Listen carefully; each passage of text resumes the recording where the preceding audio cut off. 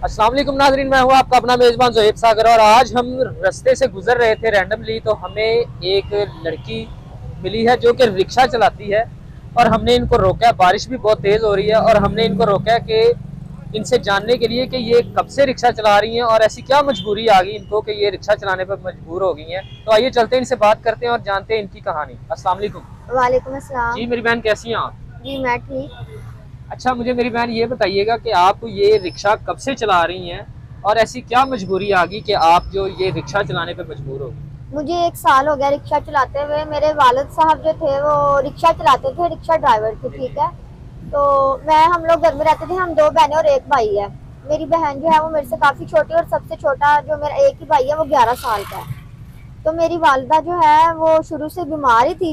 पापा की डेथ के बाद जो है ना, रिसेंटली जो है मैं भी पड़ी हुई हूँ, मेरी वालदा की जो है ना वो हालत काफ़ी सीरियस हो गई। पापा की डेथ को भी 1 साल हो गया। जी मेरी वालदा जो है वो भी बीमार है, उनको भी फालिज है, ठीक है। वो उठ नहीं सकती, चल फिर नहीं सकती, वो फालिज की मरीज है। तो मेरे पापा की डेथ के बाद उनको ये मसला बना। तो आपको ये रिक्शा चलाना किसने सिखाया, मतलब किससे सीखा और कितनी उम्र में ये रिक्शा चलाना सीखा? जब मेरे पापा रिक्शा चलाते थे तब वो मुझे सिखाते होते थे, मुझे जो रिक्शा चलाने आता था। तो तब जब मेरी वालदा बीमार हुई और हमें कोई पूछने वाला नहीं था, जब जाहिर बात है जब वालिद वफात पा जाते तो कोई भी किसी को नहीं पूछता।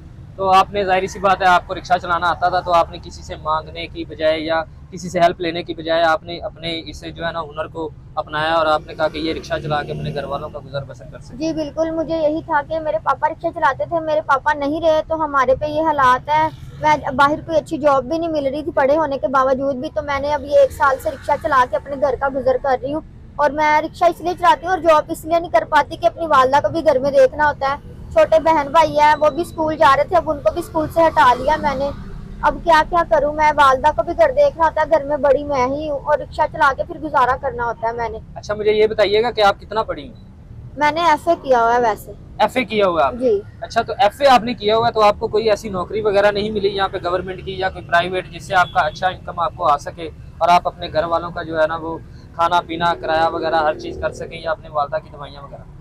नौकरी तो मुझे है जो मिलती है, लेकिन जैसा माहौल है आजकल, लोग डिमांडें करते हैं, गलत चीज़ों से गलत नज़र से देखते हैं। अकेली लड़की को कोई मुश्किल नहीं, जो है बहुत मुश्किल होती है, कोई ज़िंदगी आसान नहीं होती। तो फिर मैंने अपनी वालदा को घर में देखना होता है, जिस वजह से मैं बाहर जॉब नहीं कर पा रही। अगर मैं बाहर जॉब करूंगी फिर उनको कौन देखेगा, वो चारपाई पे लेटी है, वो एक फालिज की मरीज है, मैं कैसे सारा कुछ गुजारा अच्छा, मुझे करूं। ये बताइएगा कि कभी आपने जाके कोई पता वगैरह किया, कहीं पे जॉब अप्लाई की है आपने, वहाँ को कोई आपको इस तरह का रिस्पांस मिला हो जिसकी बेस पे आप ये कह रही हैं कि दुनिया कैसी कैसी है? जी मैंने एक जगह जॉब के लिए अप्लाई किया था, उन्होंने सीवीपी देखी थी, मेरे सारा कुछ परफेक्ट था, कुछ भी नहीं था मसला। लेकिन उन लोगों ने फिर बाद में कहा आप हमसे दोस्ती करें, ऐसे करें वैसे करें, जिसकी वजह से फिर मैंने कहा कि एक तो जॉब मैं कर ही रही हूँ, चलो मम्मा को किसी ना किसी तरीके से देख ही लूंगी।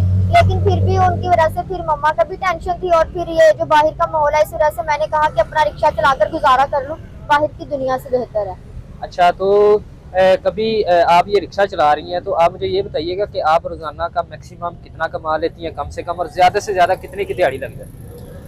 400-500 की जो है ना वो मेरी दिहाड़ी लग जाती है, इससे ज्यादा की नहीं लगती। रिक्शा अपना है या ये भी वो ठेके वगैरह पे लिया हो? ये पापा ने लिया था रिक्शा, ठीक है, किसी से लिया था, अब पता नहीं वो। मतलब किस्तों पे लिया है, इसकी भी किस्तें वगैरह आप दे रही हैं? जी बिल्कुल ऐसा ही है, जो पापा ने किसी से लिया था वो भी उनको पैसे देने होते, मैंने मंथ की मंथ ना, और मम्मा को भी देखना, उनकी बीमारी दवाई का इलाज, बहन भाइयों को घर के भी खाने पीने, रेंट पे रहते हैं हम लोग, वहाँ पे भी रहना होता है, वहाँ पे भी किराया, बिजली का बिल, बहुत परेशानियां। आ जाके फिर मैं सिर्फ रिक्शा ही चलाती हूँ और मेरे पास कोई नहीं है, 1 साल हो गया मुझे। अच्छा, मुझे ये बताइएगा कि आप जिस घर में रह रही हैं उस घर का किराया कितना है और रोजमर्रा का जो आपका खाने पीने का है वो खर्चा वगैरह कितना हो जाता है?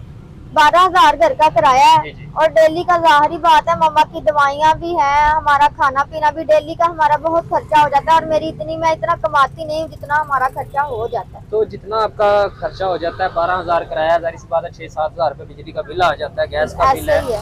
ये मेरे देखने वाले नाजरीन भी जानते हैं कि इतना इतना बिल आ जाता है। तो आप 400-500-600-700 आप कमाती हैं, आप यही कह रही हैं। तो मुझे ये बताइएगा कि इतने पैसे आप कमाती हैं, खर्चा आपका ज़्यादा है, तो फिर मैनेज कैसे करती हैं? कभी थोड़ा ज्यादा हो जाता है, पैसे अच्छे बच जाते हैं, कभी नहीं भी बचते, कभी रिक्शे का काम भी निकल आता है, 100 मसले होते हैं। अच्छा, जब आप रिक्शा नहीं चलाती थी, आपके बाबा जिंदा थे, तो कोई सपने देखे होंगे आपने, मैं पढ़ूंगी, ये करूंगी, वो करूंगी, इस तरह से अपने घर वालों का के लिए कुछ करूंगी, अपने मुल्क के लिए कुछ करूंगी, तो कोई ऐसा सपना सारी लड़कियां जारी बात है देखती हैं, आपने भी कोई देखा जी था? मेरे पापा मुझे पढ़ा रहे थे, मैं पढ़ाई में बहुत लायक थी, मैंने एफए भी किया। मेरे पापा की ख्वाहिश थी कि मैं एक अच्छी सरकारी नौकरी पे लगूं, मेरी बेटी हमें कुछ बने। मेरे पापा गरीब थे, वो मुझे पढ़ा लिखा के कुछ अच्छे अफसर बनाना चाहते थे, जिसकी पर ऐसा हो नहीं पाया। उनकी डेथ होगी, जिसकी वजह से सारी जिम्मेदारी मेरे कंधों पे आ गई।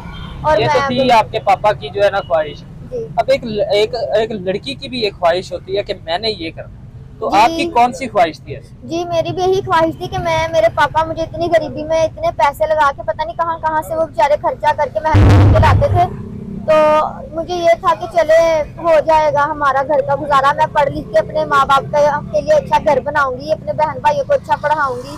बहुत ख्वाब थे मेरे, जो कि पापा की डेथ के बाद सारे खत्म हो गए और मैं ये रिक्शे चलाने पे आ गई। अच्छा, ये तो सारे सपने जो थे आपके चूर हो गए मजबूरियों में, और वालिद साहब की डेथ के बाद जाहिर सी बात है गरीबी के हालात में। अब मैं ऐसे ही अचानक यहाँ से हम गुजर रहे थे तो हमने आपको देखा, माजरत इतनी बारिश में हमने आपको रोक लिया कोई और आपसे बातचीत कर रहे हैं। मैं यही चाहता हूँ कि हमारे नाजरीन देखने वाले भी देखें कि लड़की बुरी कोई भी नहीं होती, लड़की को अगर कोई बुरा करती है तो उसको हालात बनाते हैं। आपने माशाल्लाह से ऐसा कोई काम बुरा नहीं चुना, आपने मेहनत की जो है ना वो आपने बात की है, आप मेहनत कर रही हैं। तो मैं ये आपको एक मिसाल बना के पेश करना चाहता हूँ हमारी उन लड़कियों को कि जो लड़कियाँ दूसरा हालातों के मारे हुए कह के उसका सहारा लेके कहती है जी हम हालातों से मजबूर हैं। तो ऐसे इस बारे में हमें कुछ बताएंगी आपके, ऐसी लड़कियां जो ऐसे गलत काम करती हैं उनको आप कोई अपना मैसेज? मैं कहती हूँ कि इंसान को कोशिश करनी चाहिए हमेशा अपने हालातों से लड़ने के लिए, हमेशा सीधा रास्ता ही इख्तियार करना चाहिए।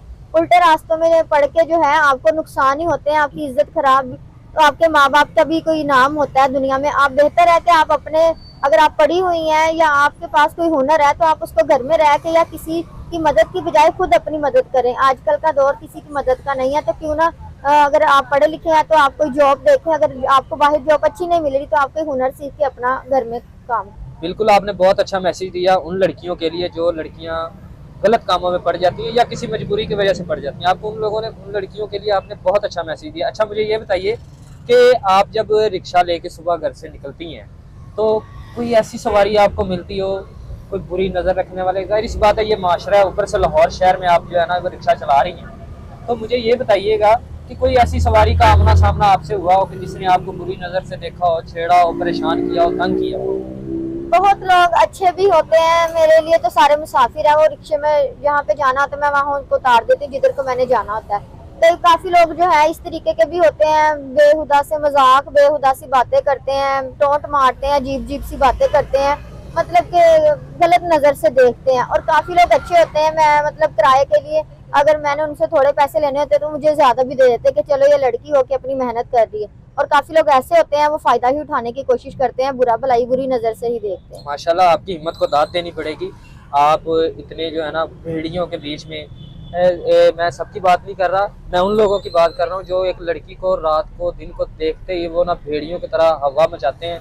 मैं उन लोगों की बात कर रहा हूँ कि आपने उनके बीच में रह के अपने आप को इतना पावरफुल बना के रखा हुआ है। माशाल्लाह, मैं आपको दाद देता हूँ। अच्छा, मुझे साथ साथ ये भी बताइएगा कि मामा के इलाज पे कितना टोटल खर्चा है आपका? फालिज का मरीज है, आप खुद भी जान सकते हैं कि फालिज के मरीज का, और ऊपर से मम्मा को शुगर भी है, कभी बीपी हाई हो गया मम्मा का, कभी शुगर हाई हो गई। और मैं 3-4 घंटे जो है ज्यादातर रिक्शा चला पाती हूँ, या फिर जब मम्मा मुझे लगे कि थोड़ी सी इनकी तबीयत बेहतर है तो तब मैं रिक्शा निकाल लेती हूँ चलाने के लिए कि चलो थोड़ा सा घर का गुजर कर सकूँ। अच्छा, मैं आपसे एक सवाल आपसे ये करूँगा, आपके बिना पूछे, आपकी बिना इजाज़त के आपसे ये सवाल कर रहा हूँ, बुरा लगे तो माजरत पहले ही। अच्छा, हमारे ना बहुत सारे देखने वाले जो है ना मुखैर हजरात हैं, अगर कोई आपकी वालदा का इलाज कराने के लिए आपको सपोर्ट करता है, जितना भी 2-4 लाख की आपको ज़रूरत पड़ती है इलाज पे, तो क्या आप उनकी जो वो हेल्प है वो एक्सेप्ट कर लेंगी? अगर कोई इज्जत दे के नेक हो और मेरी वो करना चाहता हो मदद, ठीक है, अल्लाह के वास्ते, ठीक है, अच्छी नीयत से, तो अल्लाह भी उनके जो है भला करेगा और अल्लाह भी उनको उनसे ज्यादा अता करेगा। अगर कोई करना चाहता है तो वो मेरी कर सकता है मदद। जी, तो नाजरीन, आपने इस बहन बेटी की कहानी सारी इन्हीं की ज़ुबानी सुनी है। मजबूरी में भी उन्होंने मेहनत करना नहीं छोड़ी, ठीक है। वालिदा उनकी फालिज की मरीज़ हैं, अगर कोई देखने वाला बिना किसी लालच के इनकी वालदा का इलाज करवा सकता है तो ज़रूर रब्ता करें। बिना किसी लालच और मतलब कि अगर आप इनकी वालदा का फालिज का इलाज करवा सकते हैं तो ज़रूर रब्ता कीजिएगा, और बिला वजह परेशान करने की बिल्कुल भी ज़रूरत नहीं है। आप देख सकते हैं मेहनत कर रही हैं, माशाल्लाह खूबसूरत हैं और फिर भी मेहनत कर रही हैं। इसी के साथ मुझे दीजिए इजाज़त, मिलते हैं किसी नई वीडियो में। अल्लाह हाफ़िज़।